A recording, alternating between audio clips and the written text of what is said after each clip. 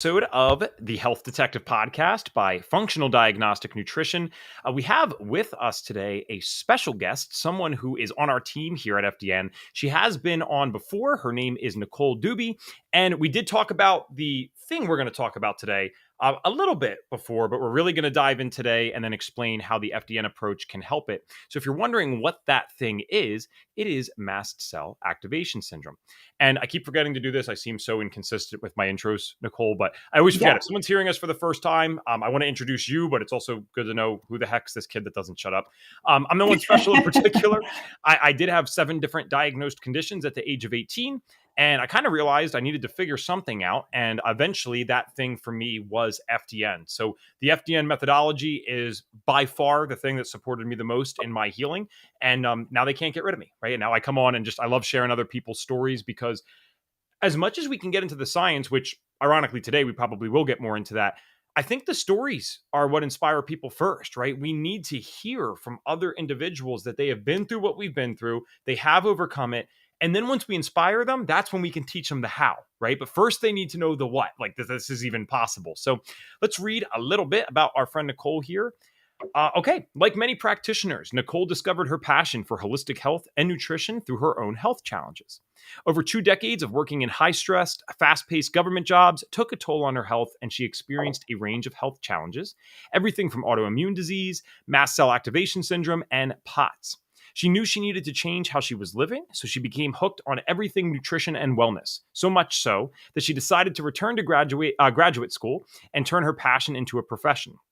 She subsequently came to FDN and found functional lab testing to be the missing piece in both her own healing and her private practice. Nicole is a state-certified dietitian nutritionist, certified nutrition specialist, board-certified holistic nutritionist, and FDNP. She has been in private practice for over a decade, helping people recover from MCAS, histamine intolerance, and autoimmunity. Her mission is to teach people to approach healing holistically, addressing body, mind, and spirit in order to give the body the tools it needs to begin healing. Nicole, welcome back to the show, my friend.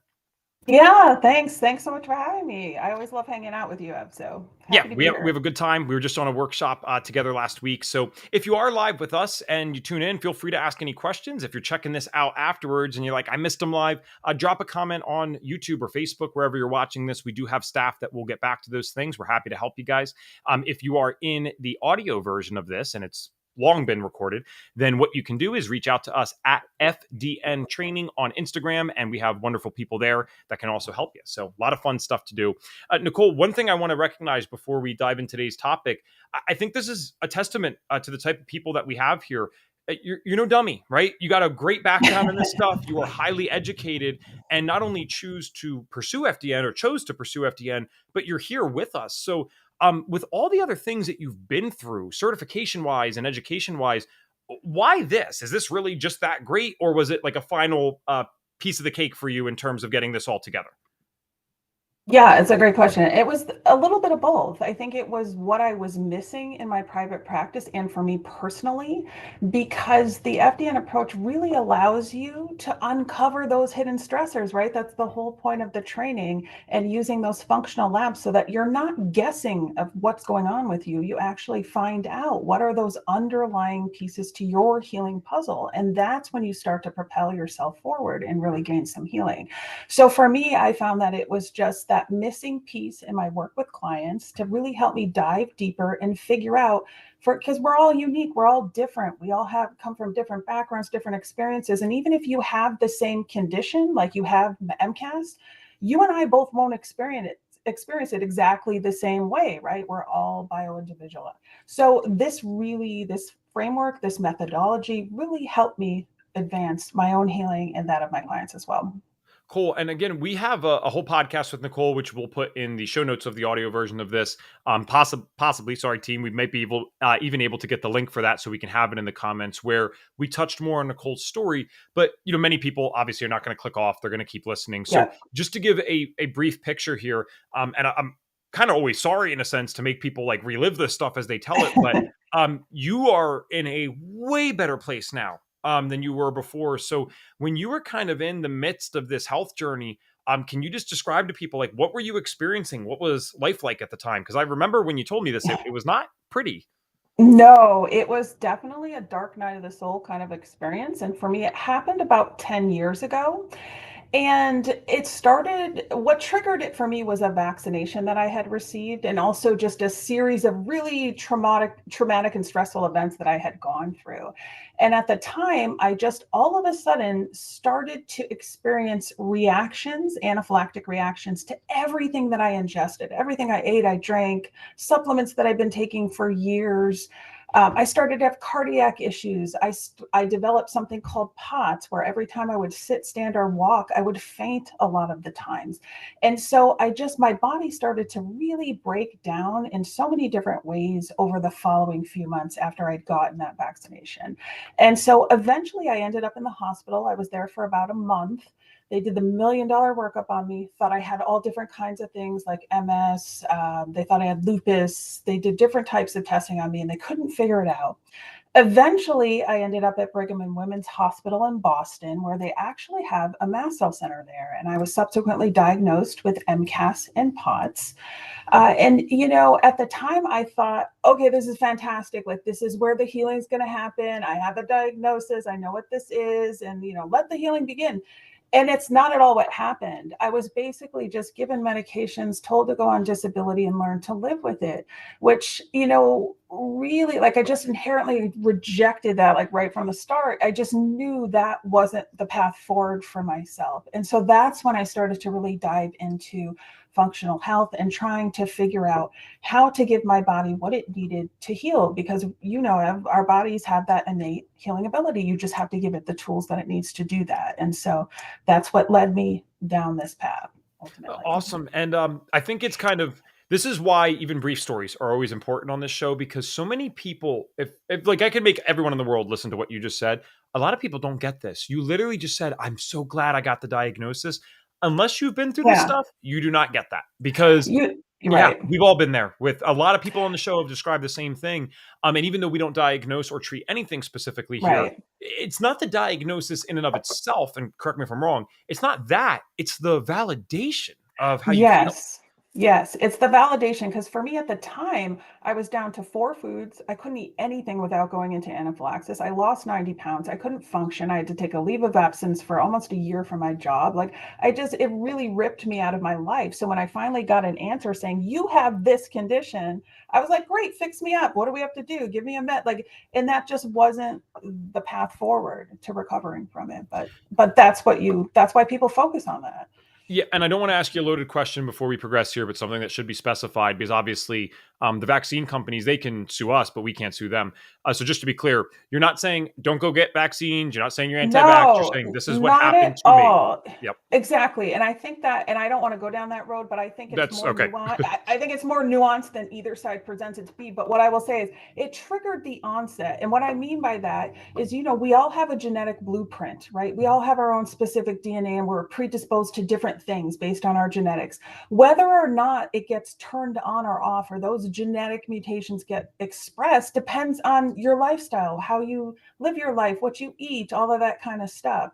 So this was just a trigger. It wasn't the cause of it, Mhm. if that makes sense. And it wasn't the only thing going on at the time. I had a crazy landscape of stress and trauma and all of these different things where I entered into that vaccination, not in a great place.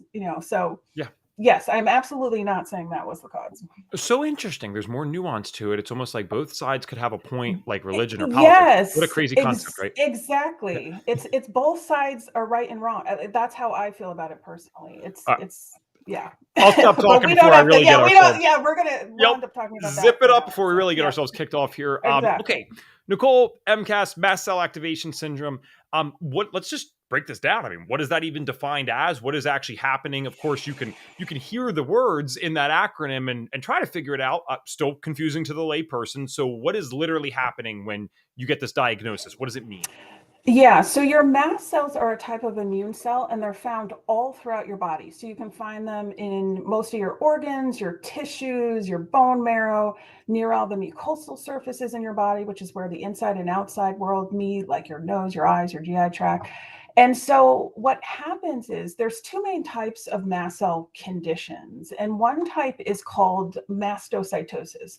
And what happens when you have that is that basically your body produces too many mast cells and they kind of build up in your skin, your bones, your tissues, your GI tract, and they cause symptoms for you. Mhm.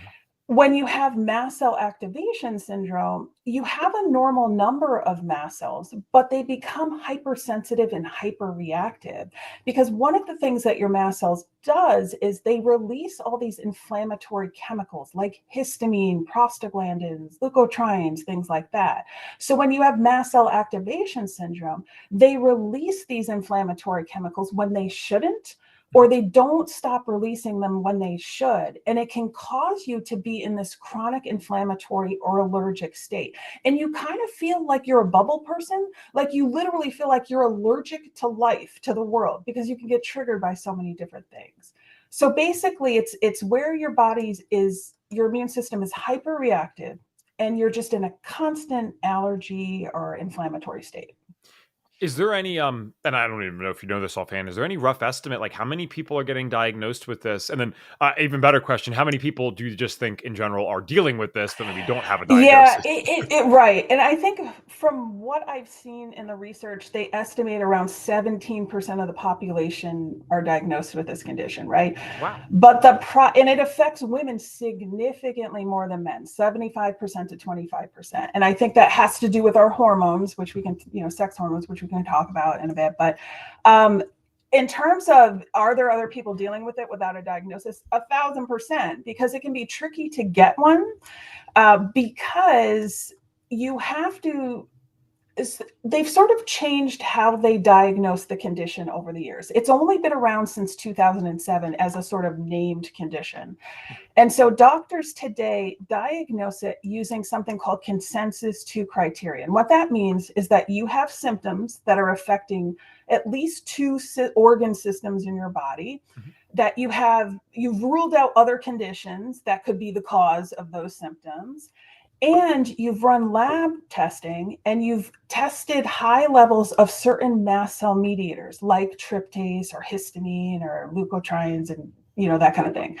And so the problem is that testing is tricky because you could have normal labs and still have MCAS. Those mediators, they're hard to test for, and they have a sort of short half-life in the body. So you kind of have to be in a flare when you do the test. And so it's very possible for you to have lab work that's normal and still have the condition. And sometimes physicians will diagnose you based on symptoms alone. But it can be hard for some people to find practitioners willing to do that or find practitioners in their area that will run this type of testing on them and that kind of stuff. So to answer your question, I think there are a lot of people that are dealing with some degree of mast cell activation, particularly post-COVID, that don't have a diagnosis but Yeah, are I dealing with remember. it. I think it was actually our first podcast, if I'm remembering correctly, where I didn't even realize it could be diagnosed at all. I thought this was like a functional Yeah, medicine type of term. So 2007, so then 10 years ago for you, about so you were probably actually within a first group of people to I really receive a was. diagnosis. And yeah, and that was why it was so challenging in a lot of ways because like my first like you didn't have to convince me. I was already in the holistic health space and I was already doing nutrition work. So you didn't have to convince me about like the power of that, like of functional health and healing. But I kept searching far and wide for somebody to help me, somebody to help guide me. And nobody was talking about it.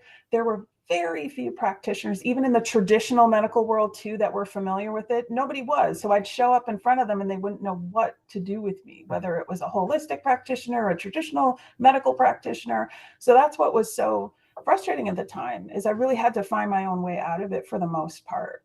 Okay, and obviously I'm very excited, and I'm sure anyone who clicked on a title like this is very excited to talk about the solutioning, but I think this would actually segue perfectly in. I'm very interested in what you believe or know causes this because you said a few specific things already. You got this vaccination. There's a clear association. This is not a nocebo effect, right? Obviously, you Right. had Yeah, no. severe life changing Yep. symptoms from it, but you also acknowledged that is not the only cause that it could possibly No. be triggered by. And you also mentioned other things that were going on that you believe contributed. So why does this happen? What's the theory or what's the knowing? Yeah, so there's different forms of it. There's one form that's called monoclonal MCAS, which is they call it primary MCAS. It's a more rare form of it, and that actually has a genetic component to it. It means that you have a mutation in something called your 816V gene, and so you're kind of that affects your how your mast cells grow and proliferate and all that kind of stuff. But that's more rare. The majority of people have a form of it called secondary MCAS, or another form called idiopathic, which just means we don't know why it's happening. But a lot of people have secondary MCAS, and it's like the name says, it's secondary to something else. There's something underneath that's causing your mast cells to activate. And it can be so many different things. So it could be some type of infection, whether it's a gut infection or a systemic infection, like mold is a huge one, Lyme is a huge one. It could be triggered by medications, temperature, underlying autoimmune or inflammatory conditions. And so it can really run the gamut. There's so many different things that trigger your mast cells, in part because your mast cells have so many different receptor sites on them for so many different things, like for how to deal with pathogens, allergic reactions, your sex hormones, your stress hormones, medications. So all of those kind of things can affect your mast cells. Okay. So obviously it's at least somewhat similar to many of these chronic illnesses that we're seeing where it's like, what doesn't cause it, right? Our crappy modern Right. world, yeah, the Yeah. things that Yeah. we're doing, and then I think you saw this in the AFDNP group. I just at least consciously experienced mold for the first time, and that was a crazy thing. And Yeah. I'm healthy, man. I take care of myself. I'm on the other side Yeah. of this. I cannot even imagine what that would be like if I was, 15 years ago, Ev, eating like crap, staying up late, Yeah. like, whoa. So, okay, a lot of causal things here, but I would love to talk about the solutioning because not only can anyone just probably hear and know that you must be in a better place, but I'm watching on video and I could be wrong. It almost looks like you're in a hotel. Is that correct? That is correct. Okay. I'm guessing that someone that was down to 4 foods at one point could not even survive in a hotel with all the chemicals Yeah. and fragrances that they use. So you've made some progress here. So what the heck works for this? Because it's a pretty serious condition. Yeah, it can be. It can be a very serious condition. And at the time, I mean, if you told me I would be sitting in a hotel room and, working different jobs, I thought I would, they made it seem like I would be on disability, sort of shriveling in a corner, living out my life. So just to be in a place now where I'm fully functioning, my life is full and normal and wonderful, and I get to work with all of you wonderful people at FDN is really amazing. So the thing about MCAS is it's so highly individualized for people, right? So there's so many different factors that can be in play. And so the key is to investigate and see what those pieces are for you. So, and that's where FDN, that methodology comes in so beautifully because that's what we do, right? We're health detectives and we go in and we look for those imbalances. But the main things that I would say for people to look at are genetics, hormone imbalances, gut health, and the nervous system regulation, and then your diet and rest and all that kind of other stuff. So I don't know if you want to dive into each of those things or. We got, at least right around 30, 32 minutes in the show. Not that it's strict, but like right around that. So I would love to dive into each of those things because it's actually quite rare in a certain sense that someone comes on this show and lists genetics as being a component of the condition. But it sounds like it's actually pretty essential here. Not that there's not more to it or that's an ultimatum. But you've mentioned that a few times. And if someone's listening to you for the first time talk just in these 20 minutes, they can tell, yeah, you're, again, I mentioned earlier, not a dummy, but you obviously know your stuff. Like you're just rattling off these terms like it's nothing, like you've said them a million times. So there's Mhm. some validity to what you're saying, I would bet. Where's the genetic component come in? Again, not an ultimatum, but what does that look like? No, and what it is, it's so there are different genetic factors that can be associated with MCAS. So you have certain genetic SNPs that can affect your mast cells and activating them. So there's that KIT gene that we talked about, which is involved in your body producing too many mast cells. There are things called NOx genes, which is NADPH oxidase, and that has to do with how your body gets rid of pathogens. So if you have certain genetic SNPs that upregulate that, that can trigger your mast cells to be more hyperactive. You can have certain genetic SNPs that have to do with your ability to absorb vitamin D, which is a mast cell stabilizer, or how you convert inactive to active vitamin A, which is also a mast cell stabilizer. So you have these things. There are also SNPs that have to do with how your body breaks down histamine. So you have things like ABP1 or AOC1, which makes your DAO enzyme to break down histamine in the gut. You have an HNMT gene, which codes for the HNMT enzyme, which breaks down histamine in other parts of the body, and that needs SAMe for methylation. You have histamine decarboxylase, which is the enzyme that makes histamine from the amino acid histidine. So you have all these different factors that can be in play. Now, here's the thing, though. Like you said, I hate when people treat their genes like this is just a blueprint for where your potential weak spots are. It doesn't tell you the status of where you're at right now. So if you have a SNP, don't go out and start, pumping yourself full of vitamin D because you have that SNP. It just means that's a potential weak spot for you.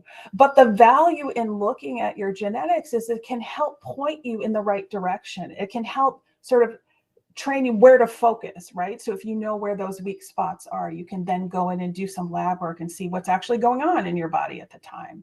So that's how genetics, I think, can play a part Okay. in And I'm trying to remember recovery. everything else you said. I know the gut was part of it. I think hormones, and then I think we had the Yeah. regulation of the nervous system. So whichever is next for you, you feel free. Yeah, I mean, we can do hormones. I mean, that's a big piece, and it's so funny. And I think I said this to you last time. Like, I never really thought about that in the very beginning. I was so focused on the reactions, calming the reactions, but I never really looked at my stress and sex hormones at first. And that was a huge part of healing for me, and it has been for many of my clients as well. And so, in terms of stress, your stress hormones, stress is a huge trigger for MCAS. It really, really is. And the reason is that when you're under chronic stress, whether it's physical or emotional, your hypothalamus produces something called corticotropin releasing hormone, or CRH. And that eventually tells your adrenal glands to make and send out some cortisol to deal with that stress. But the other thing that CRH does is it also triggers your mast cells to degranulate and release those inflammatory chemicals, because your mast cells actually have CRH receptors on them. And so your mast cells are very sensitive to stress. Hmm. So when your mast cells release those chemicals like histamine, that triggers the release of more cortisol, which drives up CRH, causing more mast cell degranulation, and it becomes this chronic loop. And the other piece is that cortisol is anti-inflammatory, and it can be a mast cell stabilizer because it counters the inflammation your mast cells cause. But when you're under that chronic stress, as you know, like as it continues on and on and on, your body can't keep up with that cortisol production. So your levels drop and diminish. And now your inflammation drives up because you can no longer counter the effects of your mast cells constantly releasing those chemicals. So managing your stress is a huge part of recovering from MCAS for a lot of people. So looking at your stress and sex hormones is key, which we do. That's part of what we do as FDNs. So, and then on the other side of it, with your sex hormones, that can also, like I was saying earlier, it affects women significantly more than men. And I think that's due in large part because of the differences in our sex hormones. And your mast cells have receptor sites on them for sex hormones. So they're sensitive to those hormonal imbalances. And so when your estrogen is out of balance, like say you're in estrogen dominance, that triggers your mast cells to release histamine, which increases, and those increased histamine levels cause more estrogen production. Then you get into this histamine estrogen loop. And then on the flip side of it, your progesterone and testosterone are mast cell stabilizers, right? So keeping that in balance can go a long way in helping with your symptoms as well. And the other thing that your sex hormones do is they play a part in how your DAO, or your diamine oxidase, which is that enzyme that helps break down histamine in the gut, how that gets regulated. So if you're running high estrogen, as an example, that can sort of inhibit your DAO. And in contrast, if you're running high progesterone, that can help boost your DAO levels. So balancing those sex hormones out can be a really big piece for people as well. Very cool. All right. I mean, I know we could probably do a 3-hour podcast on that, but just to kind of, and Yeah. each of these have been really awesome golden nuggets, especially if I'm suffering with this and listening. I'm very happy Yeah. right now. So I'd love to move on to the gut stuff because I think the nervous system regulation has a particular I'm thinking that's a huge part of this as I've learned more and more about it. So let's do the gut stuff next, and then we can jump to that. So you mentioned even pathogen eradication and certain issues genetically that might inhibit that a little bit, and that could be an issue. So one of the things at FDN, for those that don't know, that we're always looking for in our foundational labs are pathogens, things that could show up in the gut. Mm-hmm. So you'll find parasites, you'll find bacteria, you'll find otherwise healthy things that are overgrown or there's not enough of. There's a bunch of stuff. So how does that work specifically in this whole MCAS thing? Yeah, I have found in my practice that people with MCAS usually have some level of gut dysbiosis and leaky gut happening. And the reason is that you have a really large concentration of mast cells in your gut. And a lot of times people with MCAS also have histamine intolerance. Not everybody does. I have actually worked with a few clients who didn't, but it's usually an issue for people as well. And so you definitely want to take a look at any potential underlying gut infections might be there, like you were saying, parasites, H. pylori, yeast overgrowth, SIBO, all of those things are mast cell activators. And then there are also certain strains of opportunistic bacteria in your gut that are high histamine producers. So things like Citrobacter frundi or Morganella, Pseudomonas, Klebsiella. So if you have an overgrowth of some of those strains of opportunistic bacteria, that can be triggering your symptoms and driving up your histamine levels as well. And then you also want to consider those other infections that aren't limited to the gut, that are more body-wide infections, like you were saying, mold and Lyme, heavy metals, viruses like, say, Epstein-Barr. Mhm. But mold and Lyme are definitely the ones that I see the most often with people. So yeah, gut health is key for people. One thing I want to ask before we get to the nervous system regulation, just before I forget if I can, and this might be an ignorant question, so forgive me if it is, but I'm hearing the significantly more prevalent in women. I'm hearing about the hormonal side. I'm hearing about you anecdotally seeing that leaky gut is a huge component of all of this. Mystery symptoms, different for everyone that deals with it. Is there an overlap here, a known overlap with autoimmunity or anything like that? Because there's just so many Yeah. components here that it sounds like that almost. Yeah, it's been associated with so many different types of conditions, but yeah, definitely autoimmune, like Crohn's, IBD, IBS, all of those types of conditions, SIRS. There's so many different ones. Ehlers-Danlos, POTS, even diabetes, obesity, all. So yes, to answer your question, absolutely, Okay. And absolutely. interesting. So, all right, moving on to the nervous system regulation thing, then I think this one is worth, we could dive kind of deep on it because I think it's overlooked, and I fully admit I'm one of Yeah, those people, right? Just because it's hard to get almost, right? I look at a lab, yeah. I see the science and the numbers and stuff. That makes sense to me. Some of the nervous system regulation things are confusing, and yes, it's scientific, but you're also mixing a lot more emotional awareness in there. There's a lot of things. So, what the heck does that mean to regulate the nervous system? And then we could talk about the how after that. But yeah, what does that mean, and why is that a huge component, or just as huge as genetics, gut stuff, and hormones? Yeah, so it's yes. So I guess let me back up by sort of explaining how it plays a part in your stress response. Mhm. So your body's stress response actually starts in the limbic system in your brain, and that's when you perceive a threat. So your limbic system kind of looks around internally in your body and outside of your body, and it sort of assesses what's going on. Like, am I under a threat right now? Mhm. And so when it perceives a threat, it sends a signal to your autonomic nervous system, and that starts the stress response in your body. And so stressors that you face, like traumas, infections, those pathogens, a chemical or a toxin exposure like mold, can cause your limbic system to become overreactive. It basically, the switch gets stuck on that threat mode. And so when that limbic system becomes impaired, it constantly sends your autonomic nervous system these distress signals. And that causes your stress response to kick in, which, triggers your cortisol and your adrenaline, all that kind of stuff. And then your autonomic nervous system sends stress signals back to the brain. And it creates this negative feedback loop between the brain and the body. And over time, you become sensitive to more and more things because the limbic system no longer accurately assesses what's an actual threat. And your limbic system also stores memories around emotions. So sometimes, so let's say, Evan, like with mold, like as an example for you. So you have this mold issue, and let's say you recovered from it.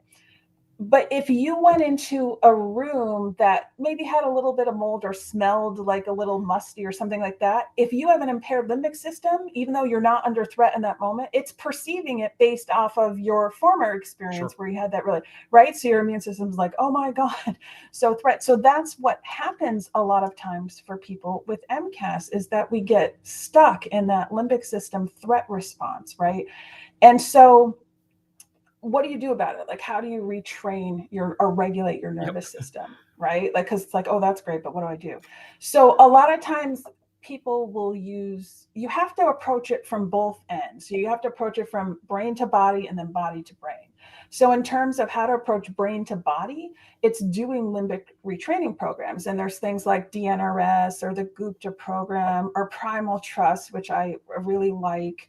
And that's going to help rewire your limbic system and create new neural pathways so that you can walk into a room full of mold and not get triggered and not go into, DEFCON 5 because your body's thinking it's a threat, right?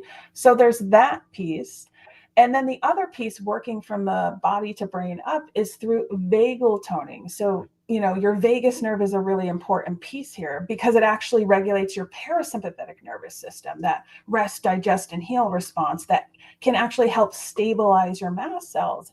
And so when your nervous system's dysregulated, your body keeps perceiving those threats that aren't there, then your vagus nerve doesn't end up activating your parasympathetic response like it should to end that stress loop. So what would normally happen is you experience a stressor, you go through the stress response, the stressor is resolved, then you switch into that parasympathetic healing mode and then you move on with your life. But that doesn't happen when your limbic system's dysregulated. So you're in that constant stress loop. And so your vagus nerve never gets to turn it on. So if you do exercises that help stimulate that vagus nerve, make sure it has good tone and all of that, that can be really helpful. And so there's lots of different exercises you can do for that. You can do even really simple things like humming or singing in the shower. Some people will use cold water therapy. Some people will use safe and sound breathing techniques, all of that kind of stuff. There's lots of different things that you can do around that. But it's important to do both pieces. So you want to work on rewiring those neural pathways, but also stimulating and strengthening that vagus nerve and making sure that your parasympathetic response can step in. Okay. And this obviously this question is just to educate the listeners. I'm not literally challenging you. I guess it's so Yeah. hard for some of us that are more left brained, I suppose, to understand.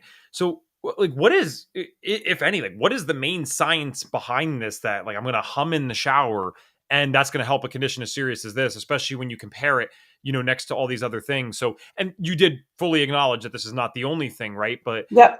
obviously people aren't just coming up with this out of nowhere. So what is the science or thought behind why this would work? So, yeah, so in terms of that, I think the vibration from the humming and the singing actually stimulates your vagus nerve Hmm. into action. So I think that's where those different exercises come into play. Okay. And so, yeah, that specifically. But yeah, there's a lot of breath work that you can do, like alternate nostril breathing, resonant breathing, all of that kind of stuff Very can be interesting. really supportive as well. We did have a comment here. Is it safe for individuals with autoimmune to do cold water therapy? Yeah, that's a wild card one. So particularly with people with MCAS, it's not something that I would recommend that you start off doing. And some people might even just use cold water and splash it on their face, something. But if you're somebody that's sensitive to temperature, which can be a mast cell trigger for people, so extreme, too hot or too cold can trigger your mast cell. So that one isn't something that I would recommend that you start with if you have MCAS, but some people use it. So it depends on Tracy. It's hard to say without knowing you and what you have going on in your situation specifically, but Sure. I might try some of the other methods first before that. Yeah, and of course, not medical advice by any means. None of Yeah. this is, but I love what you mentioned about the face thing because that actually doesn't get talked about enough. You see people like me sometimes too, so I'm guilty of this. But getting on Instagram and jumping into the lake when it's 30 degrees. But Yeah. and correct me if I'm wrong. You would know this. I think it's called what the mammalian dive reflex. It's actually okay. Yeah. So you can trigger that by just getting that cold water on your face. And obviously, it's not as intense or severe Right, as jumping into a exactly. lake in the middle of winter. And so you can build these things up over time. But Yeah. it's interesting. It's an interesting question about the autoimmune side and the cold therapy side, because my mom, when she was kind of in the midst of all her health stuff and before I knew about any of this, she Yeah. was quite physically debilitated a lot of the times. But what was strange is we live in Pennsylvania, so you get all four seasons and you certainly get winter. And I remember Yep. my dad and I came home one time and she was out there shoveling like a mad woman, saying that she felt fantastic. And what I'm getting at is, I mean, this is my theory, but so much of autoimmune is, intense inflammation throughout the whole body. And I'm like, huh. I had this revelation later. I'm like, I wonder if by her going out there, it's basically this giant ice box that's kind of actually making her feel better. So Yeah. all of a sudden, she goes from in the house Yeah. feeling like crap to out here Superwoman again. Yeah. Definitely possible. It's interesting. Or yeah, just really love shoveling snow. Who knows? So you talked about how this can look really different for everyone. And we also talked about the very real reality, which is a reality for many conditions, that probably it's very underdiagnosed and there's many people walking around with these things. So how would you, again, without it being legitimate advice per se, but what advice would you give, I suppose, to people, but not medical advice? What advice Yeah. would you give to people out there who maybe suspect that this is what they have? They can't get the diagnosis. They know it looks different for everyone. Like, are there common symptoms that you see more often than not associated with this? Well, usually it's funny. Like I found people fall into two camps. There's the anaphylactic camp, and then there's the non-anaphylactic camp. And so, some common symptoms that people will experience are flushing, hives, skin issues, things like that. A lot of times, people will also experience GI symptoms because you have that high concentration of mast cells in your gut. So things like abdominal pain, cramping, constipation, diarrhea, all of that. And then some people can experience things like neurological symptoms, anxiety, depression, all of that kind of stuff. It can really affect any system in your body. So you can have musculoskeletal issues. Yeah, it just runs across the board. But I think most often I find skin and digestive issues and neuro issues to be the most common. It's funny you bring that up because we had a woman named Jen Donovan on the podcast who did a phenomenal episode on MCAS. And when I listened to your story, I remember thinking, oh my gosh, this sucks so bad. I'm so sorry she went through this. And I didn't really relate. When I listened to Jen's story about her experience with it, I'm like, oh, this is me. Like I was hearing so many things that Yeah. overlap. So I guess that's my biggest thing here too is anaphylaxis kind of hard to ignore. And, medical Western medicine is going to take that very seriously. With Yeah. the other things that you're dealing with, I mean, like, again, how does someone necessarily know that it's something like maybe they're walking around right now thinking that, oh, well, I just have these skin issues. I just have these gut issues. Like, I guess what I'm trying to extract out, if there even is an answer, is when is it not just a skin issue or a gut issue and it becomes something more like mast cell activation syndrome? Yeah, that's a good question. I think it starts to take over different organ systems in the body. And it also is just different for you. If you find all of a sudden that now you've become hypersensitive to a lot of different things that you weren't, last month or last year, that can be a clue. It's not just like, oh, I have a skin issue. It's like now I can't tolerate a lot of things. Mm. Temperature, exercise, foods I'm eating, supplements I'm taking, water I'm drinking, whatever it is, it's usually an accumulation of things where you just in general become more reactive to a lot of things. And now all of a sudden, I can't go out to a restaurant. I can't hang out with my friends at a bar or drink alcohol, whatever it is. Okay. It's usually that sort of progression of becoming more and more sensitive in general to a lot of things. Thank you. That's kind of what I was looking for. I was looking for that real differentiator for people. So now they know, it's not the Yeah. only thing I'm sure, but it's something to look out for. And it's really interesting because, again, thank God we got out of the moldy apartment when we did. I'm feeling Yeah. pretty good. Like, this is not going to be a major thing for me by any means. But while we were there, that I thank God I'm an FDN too, because I'm thinking I'm always wearing my body and I'm watching what's happening. Exactly. And I found it astounding that for the last several years of my life, I had been increasing the workload and exercise that I could do. So there was a point where, I'm doing some boxing, I'm doing pickleball, I'm doing Yeah. weightlifting, I'm working all the time, and I'm actually doing Mhm. okay because I have these other areas of my life completely nailed down, felt great, slept great, all this stuff. And then very quickly, I saw a decline specifically in my That, capacity for yes, exercise tolerance with the yes, mold stuff. I was like, what is going on here? I'm down to, and I know I don't mean to be, for some people they'd kill to be able to do what I'm about to say, but for me it was yeah, abnormal.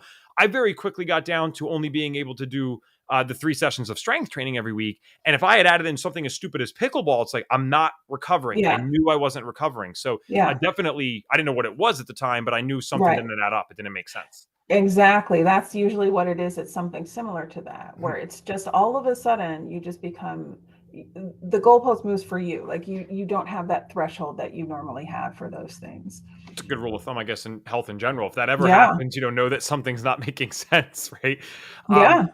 with all this said, the FDN system might not actually be something that people are familiar with if they're listening to this. They might have listened for the title saying that we're going to talk about MCAS, which we certainly did. How does the FDN system mix into all of these things for, let's say, the lay person that might be unfamiliar because they're listening to you, hearing your story, and they're like, holy cow. I mean, she certainly doesn't have brain fog anymore. That's for sure. No. So, like, you learned all this stuff. You're helping all these people. You've helped yourself. And the FDN system was obviously very important for you. So how does that look for someone that might be dealing with this but doesn't know anything about it? Yeah, I think, well, the whole approach of using the functional labs first and foremost is key because it helps you dig deeper and look at your gut, look at your hormone levels, look at how you're digesting your food, how your body's handling stress, all of those kind of things through the functional labs that we use at FDN help you identify the specific pieces to your puzzle because like we just said, like you had someone telling their story of MCAS that's different than mine, right? And it resonates, so we have to look at what's affecting you specifically. Hmm. And so that's like key with FDN and those functional labs. The other thing is a lot of times, we forget about the basics and how much healing and movement we can get from diet, rest, exercise, stress reduction, and all of those things. So, in terms of diet, a lot of times practitioners will just say, okay, go eat a low histamine diet and then you'll be good. And it's a great place to start for people. But a lot of times it's not the end story for people in terms of diet. You might have other things going on like oxalates, lectins, salicylates, sulfur sensitivity, FODMAPs, all of that kind of stuff. So using that FDN framework to dig deeper into those issues can be extremely supportive. It was for me. So for example, I had an issue with oxalates, never even knew it, never thought about it until I did those functional labs on myself. And I was like, oh my God, I'm eating low histamine, but I'm also eating high oxalate. And once I made that adjustment, that helped move me forward significantly. So that can be a piece with diet. In terms of rest, that's super important because a lot of times people with MCAS have issues with sleep, issues with staying asleep, falling asleep, insomnia, all of those types of things. And that has to do in part with histamine and the role that it plays in your sleep wake cycles. So helping get into a healthy sleep pattern and sleep hygiene is super, super important.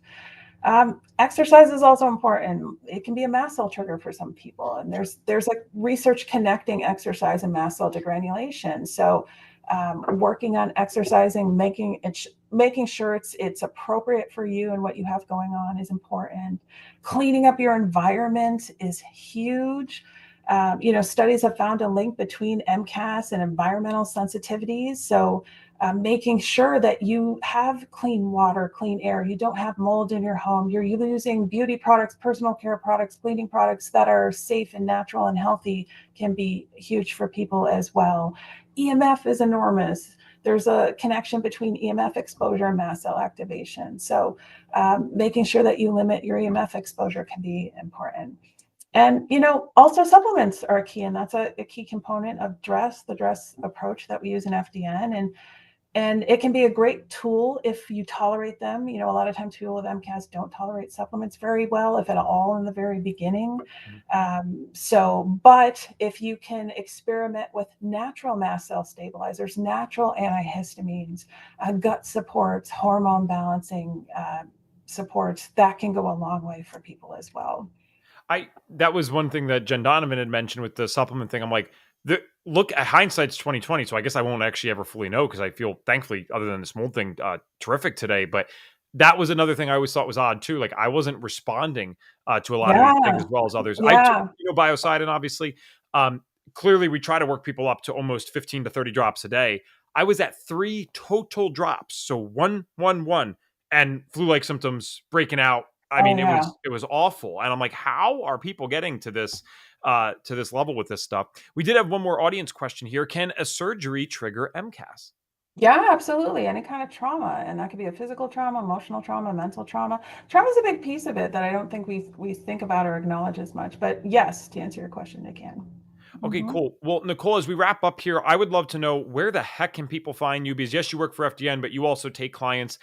If I'm listening to this and I have this condition or suspect I do, the first person I'm calling is you. So, where can Thanks, Ev. that was a nice rhyme too. I didn't realize that wasn't intentional. Where Yeah. can people find you, my friend?